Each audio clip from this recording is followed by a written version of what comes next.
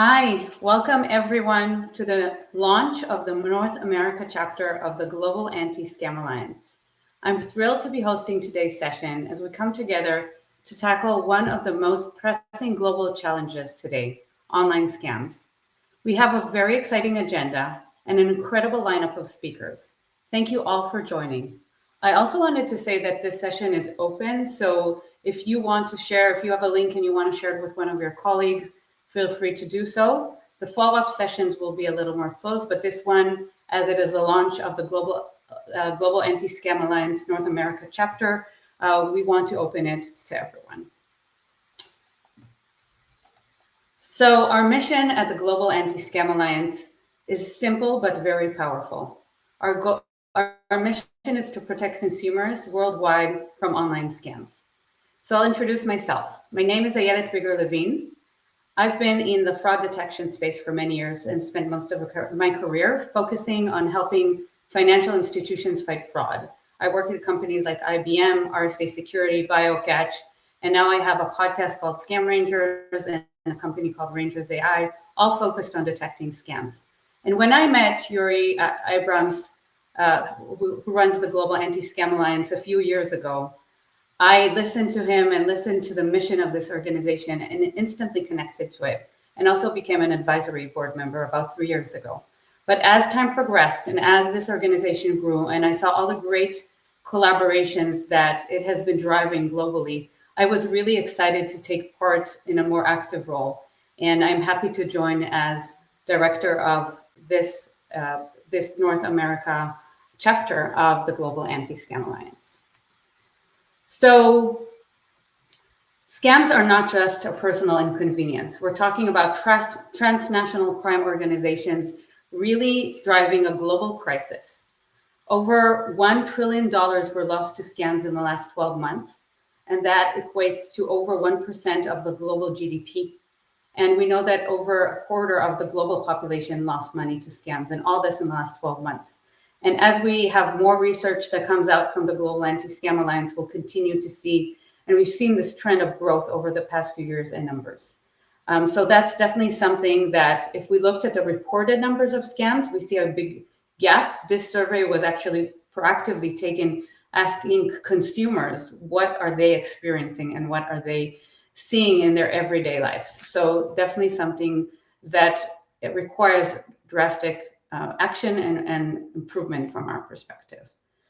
So the Global Anti-Scam Alliance is a nonprofit organization that really brings together different organizations from different verticals and both private and public sector. So social media companies, financial institutions, tech companies, government, and law enforcement to work together, collaborate, and fight online scams. And we know and realize that scams are a global problem. There are many local organizations in different countries driving action, which is great, but scams are a global problem. So we definitely need to take a global approach. And that is our role maybe in this ecosystem, bringing together from a global perspective, different organizations. So we know that scams oftentimes start abroad and come to different countries. So it's really all about what can we see, how can we drive law enforcement in the countries that originate the scam? Because we know that today, less than, I think, 0.04% of criminals are being caught. So it's a very profitable crime, and we need to change that. We need to be in a place where we can hold the criminals accountable so they definitely stop with this activity. So what do we do at the Global Anti-Scam Alliance? We believe it takes a network to defeat a network. So we run many activities. One of them is intelligence sharing with monthly meetups like the one we're having today. So we'll have that. We have global meetups, but we're also going to have meetups for the North America chapter. And Global Anti-Scam Alliance also has email groups and a best practices database. In addition, we drive networking with summits. There was a summit last year in November in Washington, D.C., and we're going to have another summit in North America in the fall, but there are summits globally. And we have a number of chapters, local chapters, that really drive collaboration on a local level, but also then communicate and drive that intelligence across the board. We also conduct and publish research over 30 reports. There is a global state of scams report and also the local reports for each country. So those are going to start rolling out through the summer. Some are already out, but they're going to continue for the updated reports for 2024. And then finally, the Global Signal Exchange, which is a very powerful tool or platform to enable data sharing globally. And today we share data such as bad URLs and bad IPs, but the goal is to continue to be able to really have organizations contribute their findings and share with the industry. We've been talking about data sharing for so many years, and this is a platform that really enables that global sharing of information.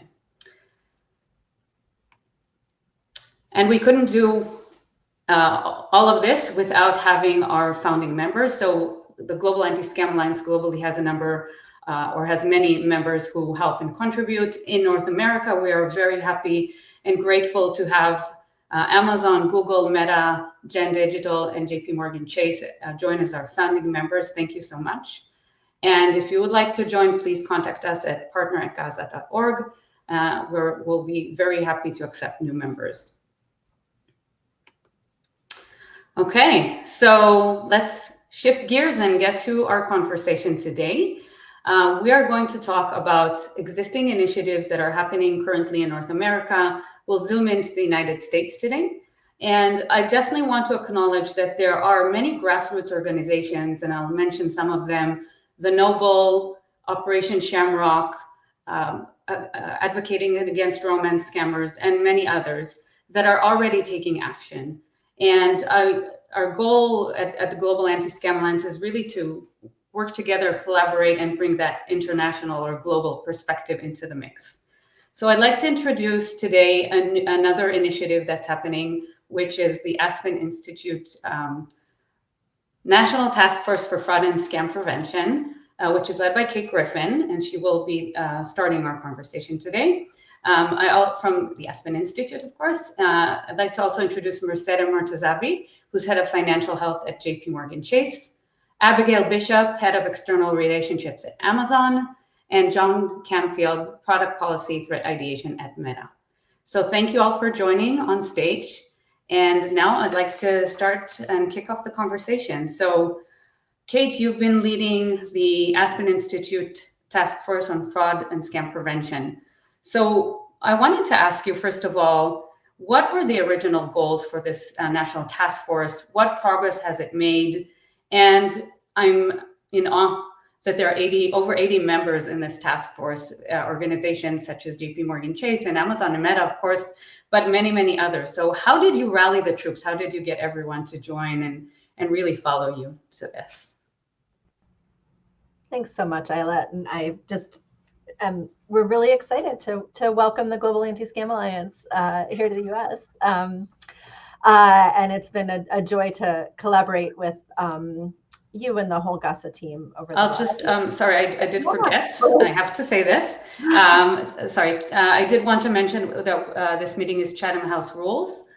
So in other words, you can share the content or the points that have been made by different people, but do not attribute them to specific individuals who mentioned these notes. And we're also recording the session, so just so you know. So now, sorry, back to you, Kate. Not a problem. It's a pleasure to be here, and I can just back up a minute too, because the Aspen Institute, our mission and our goal is to really ignite leadership to solve some of the most complex social challenges of our time. And at the Financial Security Program, we are laser focused on how to address the most critical household financial challenges in pursuit of wealth building for all Americans. And it really was the incredible financial impact that scams are having on households that drew us to this issue area. And as we started to understand a little bit more about what it was that was sort of some of the root causes of scams exploding so much and having so much deep financial impact on households, it became clear to us, and as we started to talk with some of the folks here on this call and others, that kind of applying a sort of Aspen way of doing business that really helps leaders to come together in dialogue, to surface points of tension and disagreement, and to find common solutions as a way forward would be a powerful approach in this scenario. And that's really some of the genesis for the National Task Force on Fraud and Scam Prevention. If you go to the next slide, you can see here, it really, and you've teed this up so nicely, Ayelet, is that it is a complex and global problem that it really requires the entire ecosystem to lean in and work together and collaborate. And what we heard when we talked with all of the sort of different counterparts here in the United States was that there are so many silos that exist here, and so many different market actors, that it is the chasms in between those silos that criminals are exploiting. And that those are the spaces where we need to solve for and kind of lean in to have a coordinated national strategy. And so we started this work to say, how do we bring all of those stakeholders together? And it includes, as is evidence here, everyone from kind of big tech and social media through telecommunications, all aspects of our financial services industry, and our federal government, particularly law enforcement, and parts of the regulatory system, to lean in and say, here's my job that I can do. Here's where I'm having trouble doing my job. And I need help. I need help in better coordination. I need help to alleviate a policy barrier, et cetera. And so our goals really from the beginning were to activate a set of leaders, build that national strategy, but also do what we can to create urgency. We have been working to elevate the issue as a national priority, elevate the issue as a national security issue that our country needs to be elevating the importance of addressing. We launched officially in July, although that was sort of let's get organized time. And we organized ourselves into a series of working groups in the first phase of the work. I think the next slide talks about the working groups if we want to go there.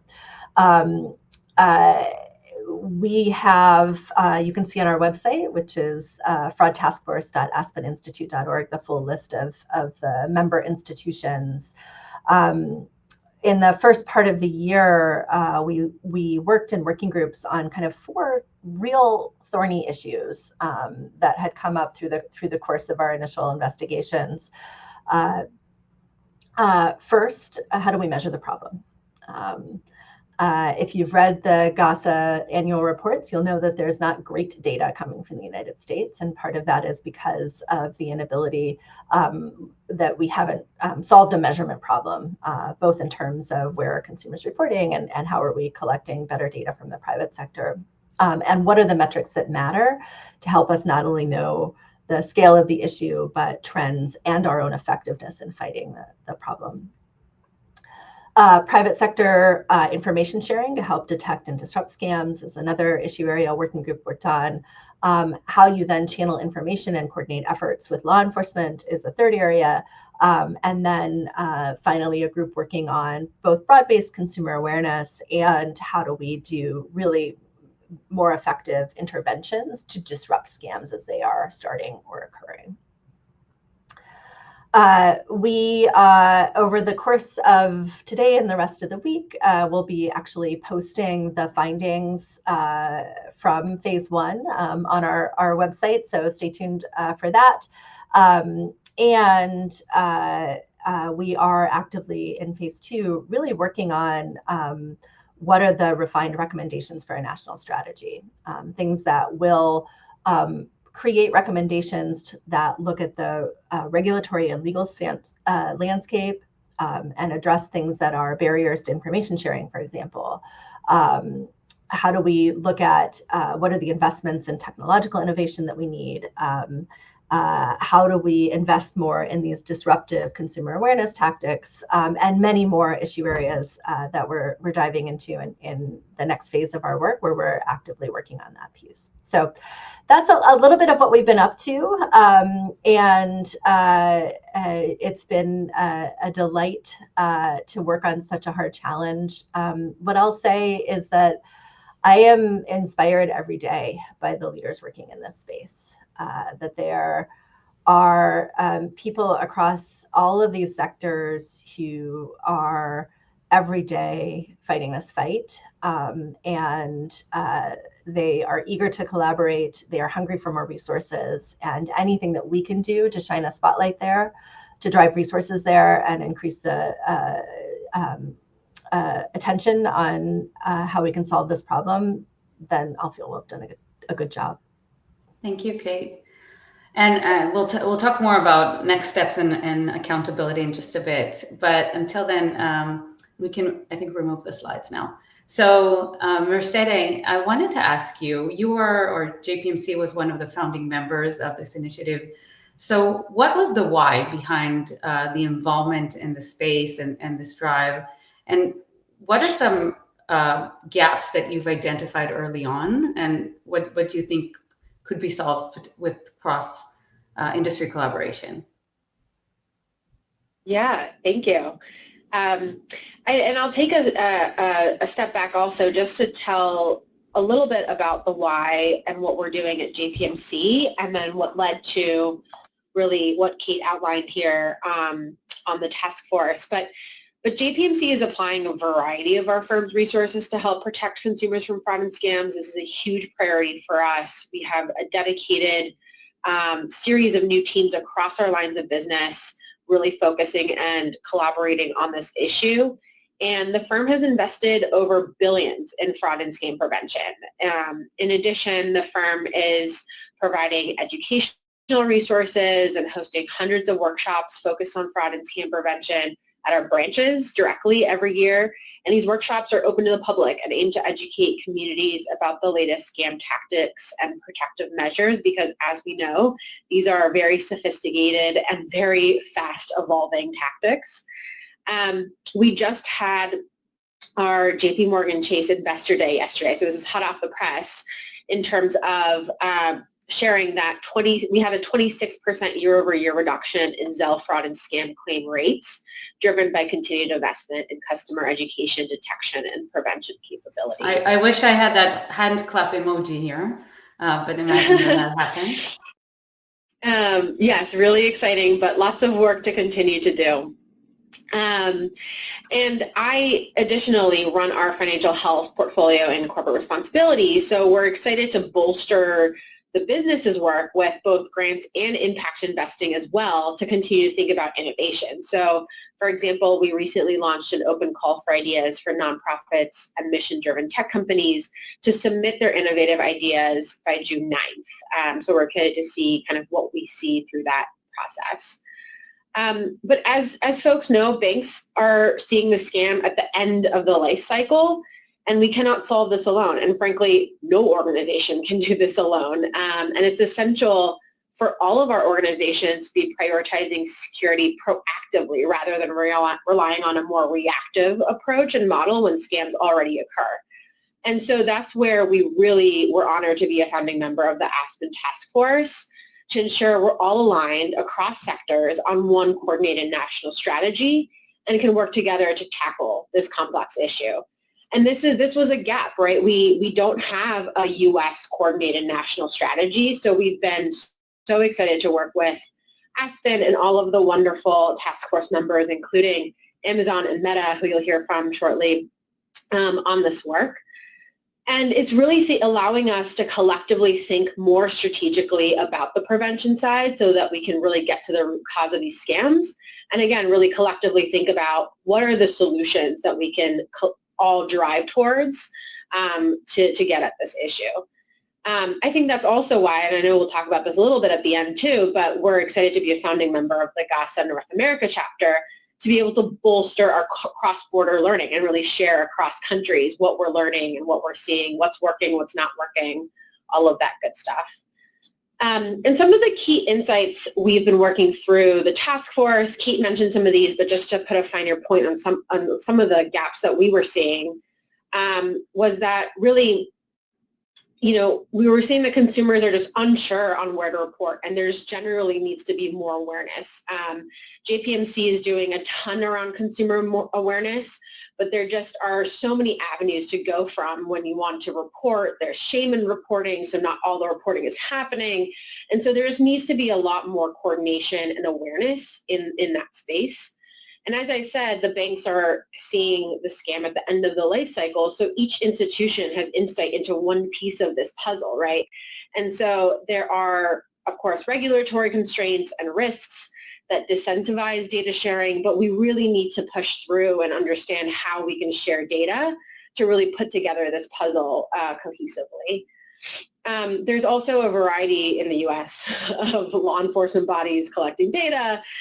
Legislators are getting varied data trends, and really it's important for us to make sure that the public sector is on this journey with us and really thinking strategically about how we can solve this issue. So I think those are some of the key gaps that we really saw, some of the solutions that we're implementing at the bank, but also how we want to work together across industries and sectors to really solve this issue. Yeah, 100%. I think that the visibility into the scam, different steps of the scam life cycle, point of origination, and what can we do to prevent scams before they get to the payment? Because when they get to the payment, the victims are already, the social engineering has already occurred, and it's almost too late to stop the scam at that point. There are some things that can be done, but really, how can we help you by increasing visibility? And I think this is a great point where we can really, that cross-industry collaboration is so important. Thank you. So speaking of global insights, Abigail, you literally yourself have been all around the world this last year and for a few years now.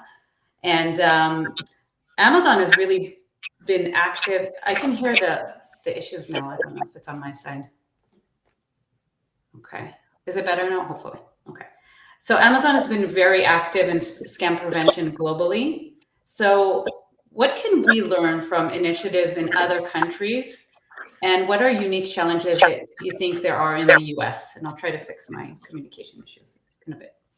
Thanks, Ayelet. And how exciting that we're here. Finally, it's such a long time coming. And I have continued to find lots of opportunities to be encouraged that we are continuing to gain momentum to make an impact on this very troublesome and complex issue that consumers around the world are facing.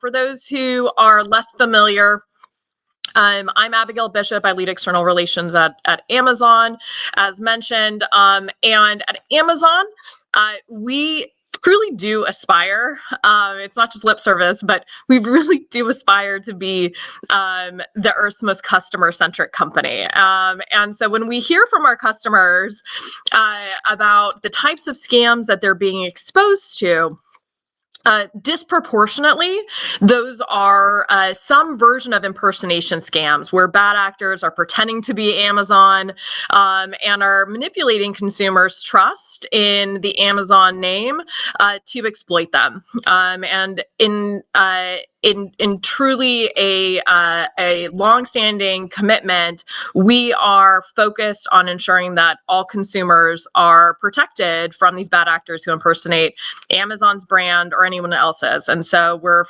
really excited that there's an opportunity to continue to link arms with other organizations who are facing similar challenges to fight this together. As Ayelet said, we are a global company, and we work around the world to support regulators and law enforcement to go after these bad actors, to ensure that consumers have the help when they need it, whether that's sharing information with partners and law enforcement to go after the bad guys, at scale, or it's working with folks like AARP and the Better Business Bureau here in the States to develop resources for victims or those who have been exposed to these types of scams. And each country is certainly different. I think we all can appreciate that there's very unique local contexts, regulatory environments, cultural contexts to appreciate in each region and in each country. But there's a few sort of universal trends that I'd love to spotlight while I have the virtual stage.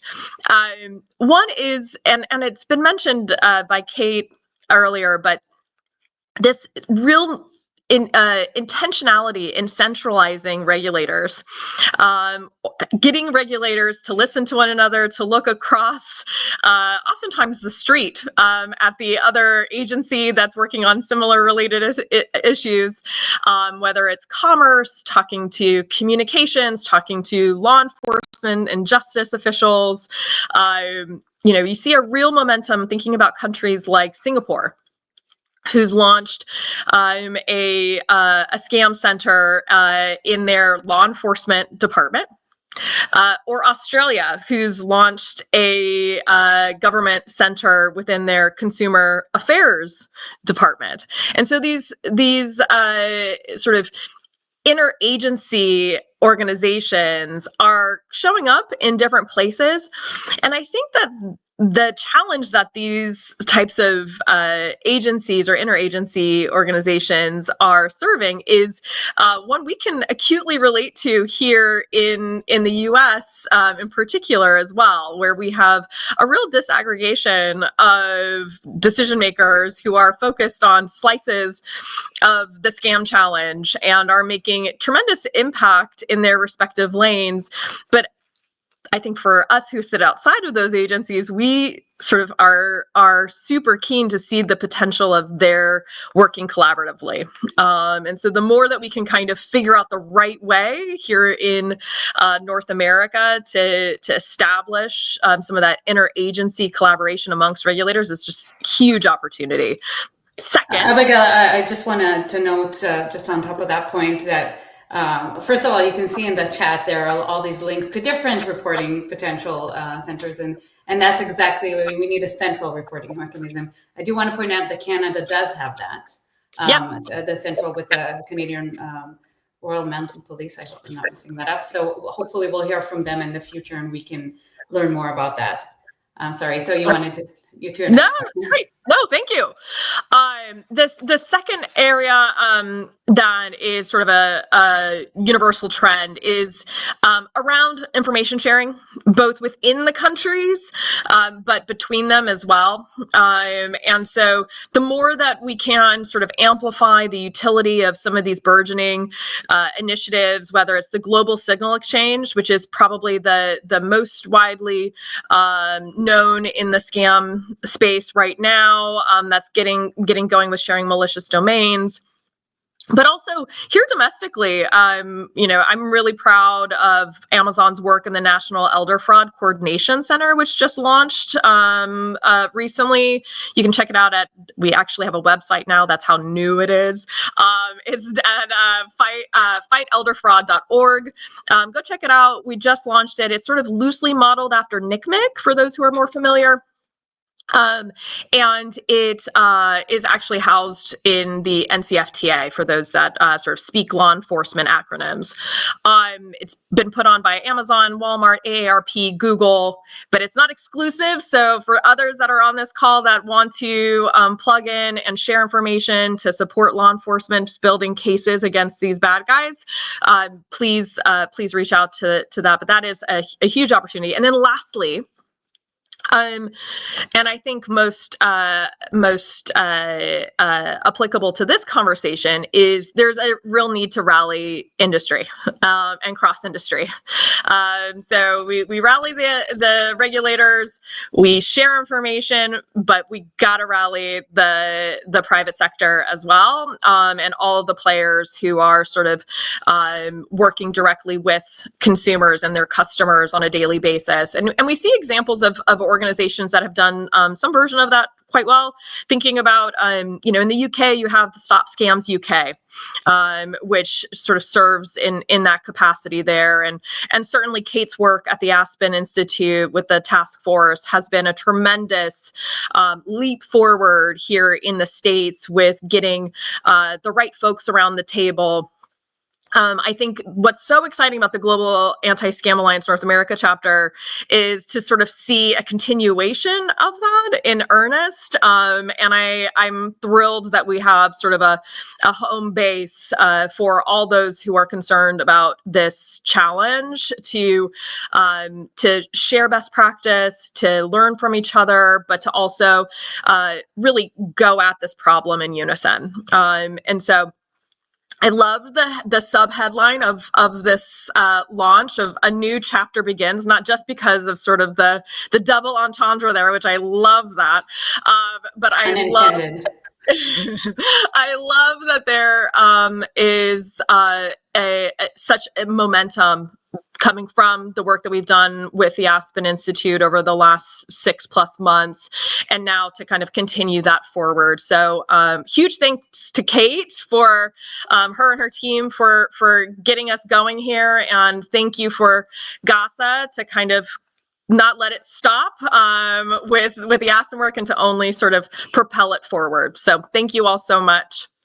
Thanks. Thank you, Abigail.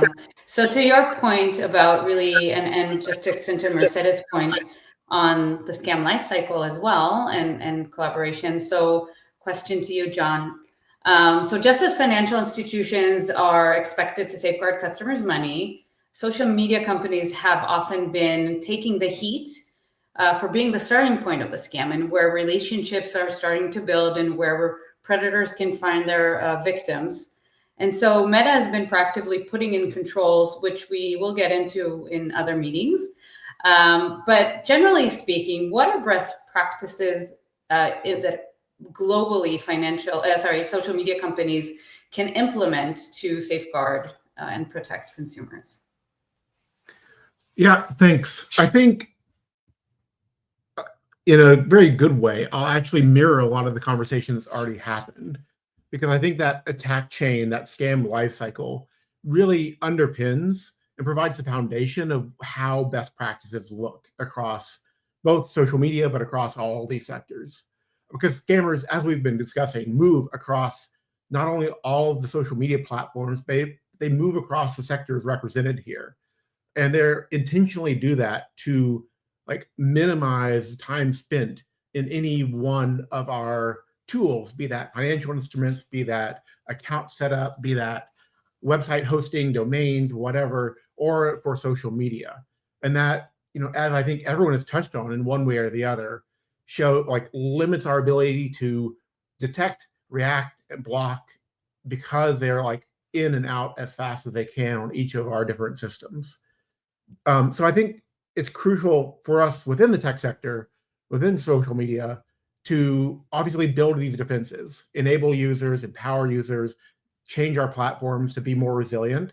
But I think, as Mercedeh, as Abigail both said, no single defender can stop these in isolation. And we have to build this whole society response together to really stop and change the profit motive of these massive scam compounds. So at Meta, our counter fraud strategy really builds across 4 pillars to deal with this connecting of defense with a whole society and offense side. And those pillars are building platform defenses, empowering our users, disrupting the threat actors at a network level, and then supporting these cross-society efforts. And so let me go into a few details of those, previewing some of the technology we'll get into later in later conversations, but a little peek. So first, platform defenses. And I think obviously they will be different in different social media things, but the concept is important. The current one that we're very excited about is taking facial recognition technology and using it in this specific case. And that actually lets us do 2 different things, combating scammers. First, it lets us help people whose accounts have been compromised to further scams get their accounts back. the victims can use facial recognition to get back into their account and kick the scammer out and block that. Obviously, they have many other tools to also do that account recovery process, but facial recognition adds yet another layer of defense and access to the legitimate user. And that helps, account compromise and impersonation we've been talking about in various, offline and today are key angles for scammers to get into, especially social media. More excitingly, the facial recognition tools are allowing this, of course, with the consent of celebrities, use that to automatically detect and block celeb bait ads, which has been a huge problem. That's where the scammer takes a celebrity's likeness and uses it to promote whatever scam they want. Using facial recognition, we can detect and block those at scale. Somewhat interestingly, as we roll this out, we've actually seen the adversaries shift their tactics. Where they started with like globally known, recognizable celebrity faces, they've started going more and more hyper local. This is kind of expected adversarial behavior, to be honest. Like, this is what we expect. Like, we make a move and they're going to make a counter move. But the benefit here, and what we like to see, is this is driving up their cost. They have to do more research, find local celebrities, change from one campaign that will work more or less globally to thousands of campaigns that they have to tailor and research for each market that the scammer is targeting. And so this massively increases their cost of running these campaigns, while it also gives us continued ladders to fight back. And so that's kind of an important theme that I think that's a core best practice that I'll continue to talk about a little bit. And so that's platform defenses. Kind of very close to that is empowering users. And these are both kind of the defense side.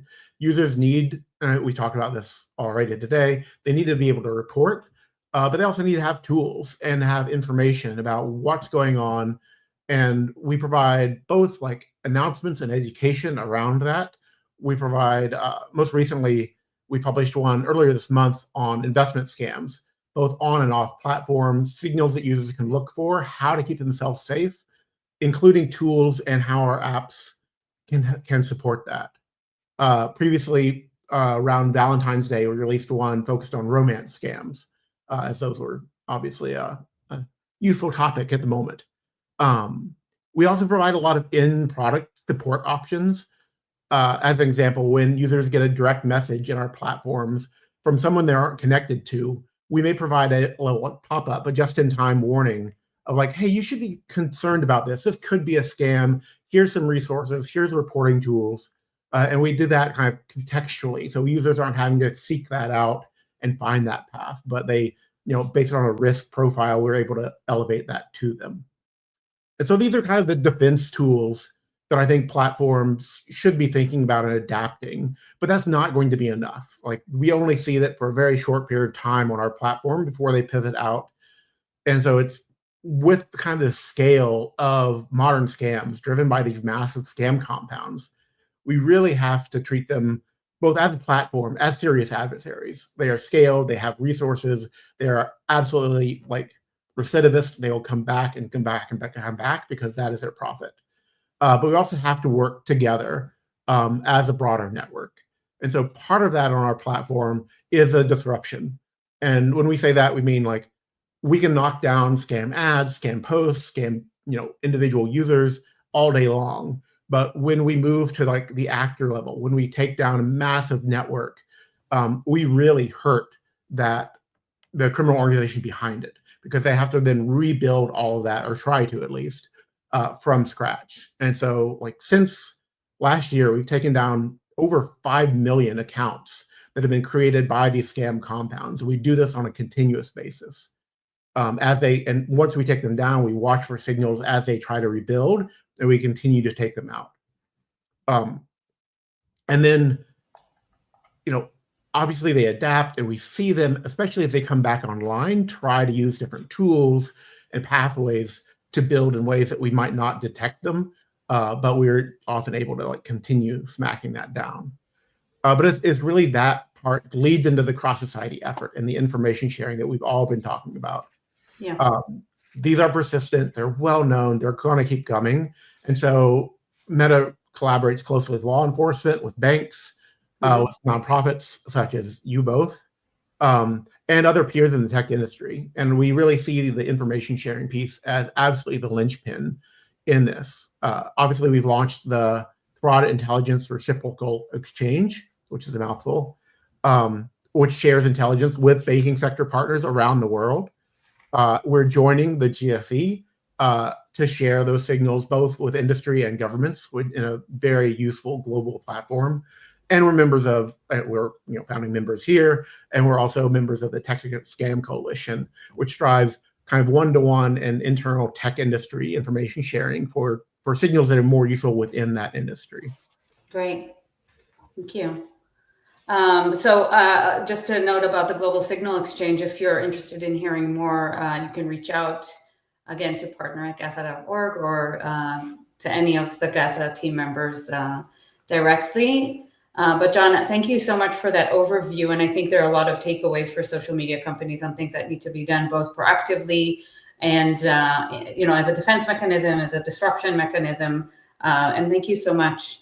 And so, Kate, what is next for Aspen? So you talked about where we are now. What should we look out for in the next few months?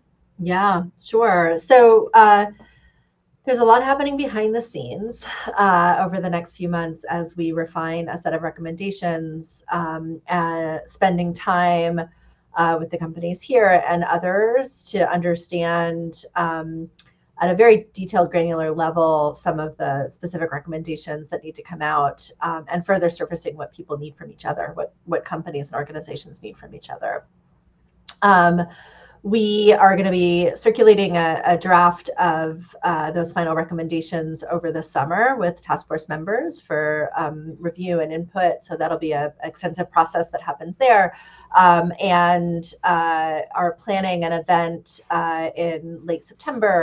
The date is still being negotiated, but in late September that we plan to unveil a set of priorities coming from the National Task Force, but also creates an opportunity both for the different private sector entities to talk about their commitments, the kinds of things that Mercedeh and Abigail and Jon have talked about here, to talk about their commitments to furthering anti-scam work, as well as how our federal law enforcement, national security apparatus, et cetera, here in the United States will be showing up. So we'll be working over the course of the next few months to plan for that sort of moment in time. And then I'm really looking forward to the Global Anti-Scam Summit in the US. And what further things we want to stay from that stage as well as sort of another moment in time where we'll be able to talk about the task force's recommendations and moving forward. In between now and then, there are a couple of sort of key points we'll be working on, going deep with a couple of our law enforcement agencies, particularly as there are changes being made to the structures and resources in those entities.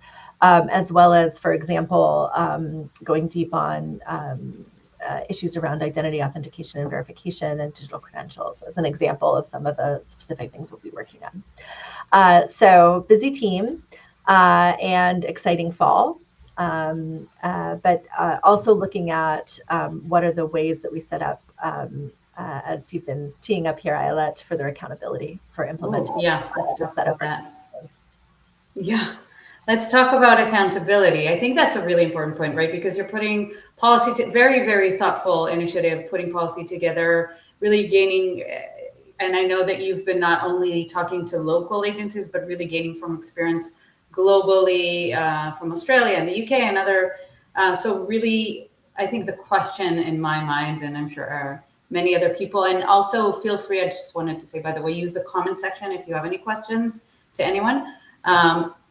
The question really becomes, how do we drive, once the task force recommendations are out, how do we make sure that both the participants, and again, we have over 80 different organizations, be it nonprofits and law enforcement and mostly companies from private sector. How do we make sure, and that we'll do a fire round here, we drive accountability? And I also wanted to ask, what role do you think the Global Anti-Scam Alliance can play in this ecosystem and supporting this drive of accountability? So maybe we'll start with you, Mercedeh.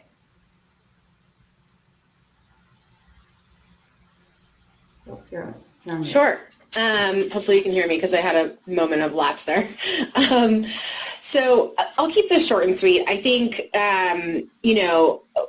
there's going to definitely have to be accountability against this coordinated strategy. I think every sector is also going to have to be able to make a commitment. And I think where GASA really has an incredible platform is being able to share those cross-border learnings and really be able to, I was at the GASA London event, and I was on a panel sitting next to the Australia Anti-Scam Center lead, and we were able to, not just on the panel, but before and after, just exchange ideas on what's working, what's not working. And that organic relationship building is so incredibly important, and being able to talk through what are you all doing in the UK and Australia, in the US, and how can we all work together, because this is a global issue, is incredibly important. So I think GASA, it plays an incredible role to be able to bring those networks together and really foster that cross-border, cross-country information sharing. Thank you. Abigail, what are your thoughts on this topic? How can we drive accountability, and what role can GASA play in this? Yeah, I think piggybacking on what Mercedeh was saying, I think, listen, if we don't have a place to have these conversations across sectors and alongside sort of the public sector, it's going to be really fragmented and continue to sort of only make sort of little baby steps along the way. And we need big swings. This is a big problem. There is a ton of complexity, especially when you start thinking about sort of the complexities of the bad actors that we're after. And so for me, I'm really excited to see the potential of sort of a sustained home for this sort of growing ecosystem of stakeholders to share information with each other, share intelligence, but also go out together to sort of push for more actions against the bad actors who are perpetrating these crimes at scale, to bridge borders, to really make an impact on consumers. And if we don't have places to have these conversations, they end up being really disjointed and clumsy. And more than anything, they miss the opportunity to have an impact for consumers. And so I'm thrilled that we have a chapter here in the US to continue to connect us all on sort of neutral ground, and see sort of the potential that I think we all hope to realize. Great. Jon or Kate, any additional thoughts?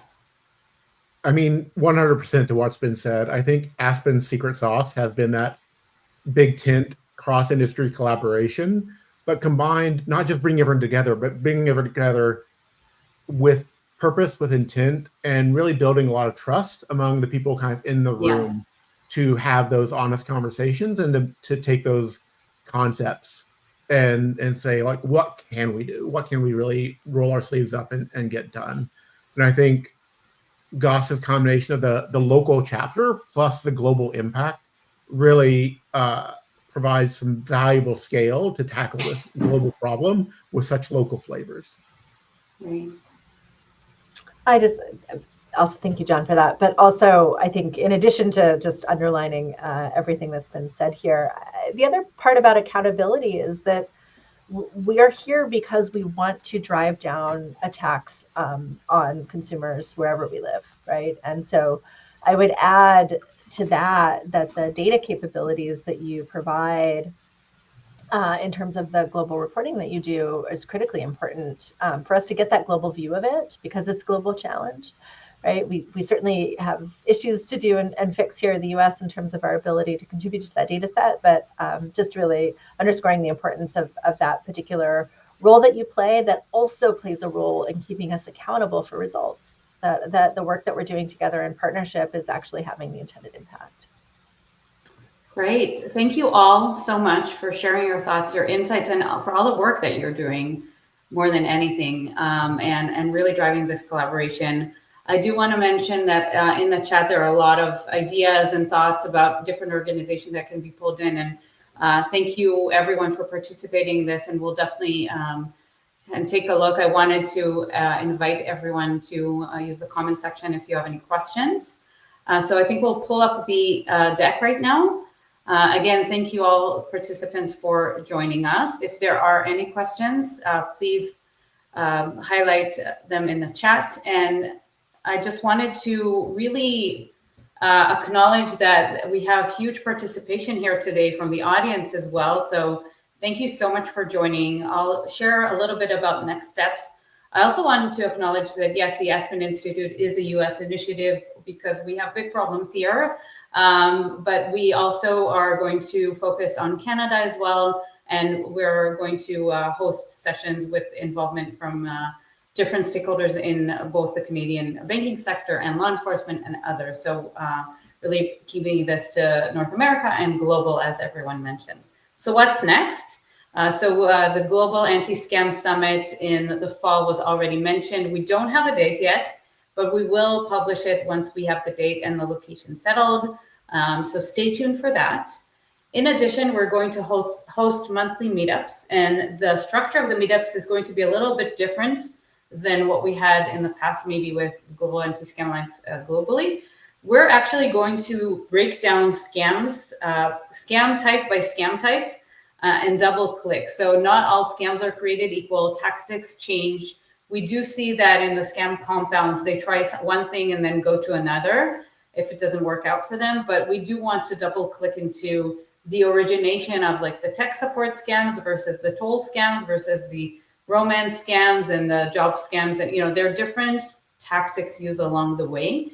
So in order to really zoom in on what can we do and what do we need to do as an industry to tackle these scams, we want to dive into them deeper. So the next session will be on June 18th, and we'll talk more about the content in that. So stay tuned for more coming from us, and you'll be able to sign up in GASA.org. I want to acknowledge that we had some registration challenges this time, but we'll learn and solve for next time. So let's see if there are any questions in the chat. Let's see. Okay. So I think there are questions about, you know, different representatives or different, we definitely will have more people. Some of them will be our founding members, but not all. This is the kickoff meeting. We're going to invite people from across the industry to participate and discuss, and that's definitely going to be a part of it moving forward.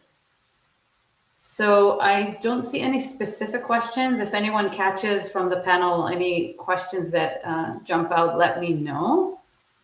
But other than that, feel free to reach out to us afterwards. If you any questions, you see the email here at the bottom, partner@gasa.org. And we're really looking forward to this chapter's activity, to your collaboration. Thank you all for joining. Thank you again to all the panelists for the great insights, and have a wonderful rest of your day.